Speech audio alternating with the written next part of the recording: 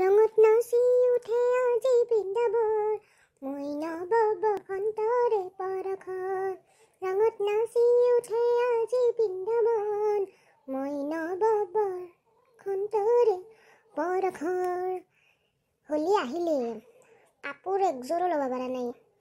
এইবাৰ কথা নাই দেচোন 3 দিনা দেউল জেঠেন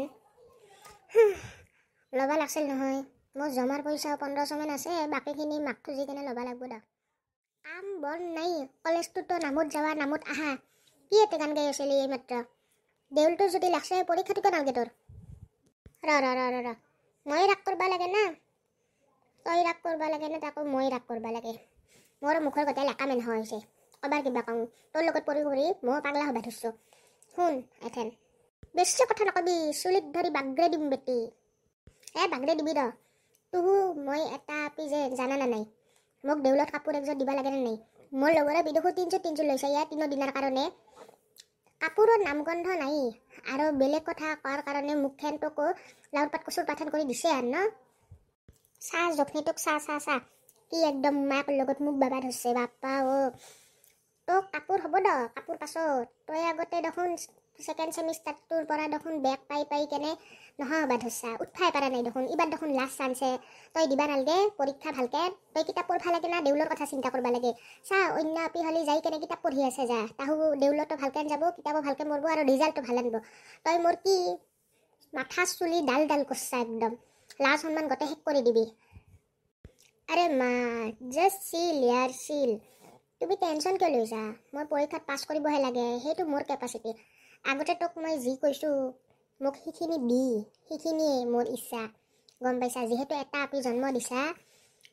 এটা আপিৰ ভৰপূৰতো শুৱে কৰিব লাগিব নহ'লে মই দেউলতো নাযাওঁ এটা ৰুমত সুৰকি থাকিম তেথেন গম পাবি তই মানুহবিলাক আহিলি তোহাৰ কথা লগে দিম যে মাহাৰ কাৰণে মই সুৰকি আছোঁ আহিৰে অলবাই নল্লো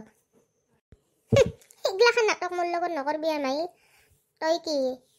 তোত কৰি মই বেছি আগে আছোঁ বুজি পাইছা তই মোক কোনো কথা দি ভুৰকাবা দৰকাৰ নাই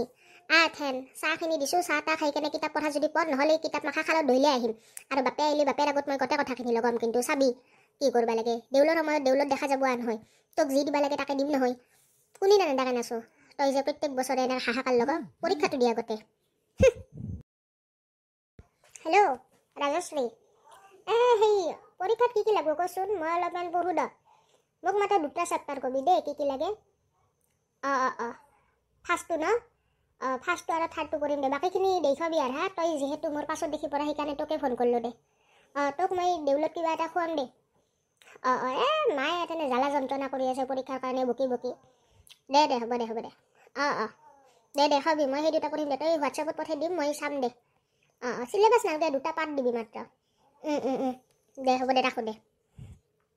ইয়াহু টেনশ্যন ফ্ৰী এথেন মোৰ কিবা কৰি সেই 2টা পাত অলপমান মুখস্থ কৰিলেই হ'ল বাকীখিনি আৰু তাইৰ নামতে মই খেদম দে তাই যি লেখে আৰু সেইখিনি লেখাম কিবা কৰি এইবাৰ বেগ নাইলেই হয় প্ৰভু গুৱাহাটী ইউনিভাৰ্চিটি বাছবা মোক আৰু দেউলটো মেইন আমাৰ আৰু বন্ধু বান্ধৱীসকল তোমালোকক কৈছোঁ এই মাহৰ এই যে মাহটো চলি আছে মাৰ্চ মাহৰ 27, 29 তাৰিখে দৌল উদযাপন হ'ব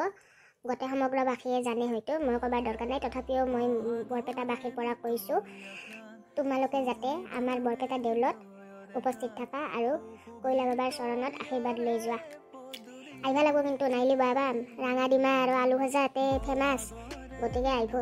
আৰু এই ভিডিঅ'টো বৰ্তমান ছুটি হ'ল কাৰণ মোৰ এক্সাম আছেতো পঢ়িব লাগে গমটো পাইছে মায়ে ডগৰি বকি আছে সেইকাৰণে অহা সপ্তাহকলৈকে আপোনাক এটা পাৰ্ট 2 ভিডিঅ' লৈ আহি দৌলৰ গতিকে বাই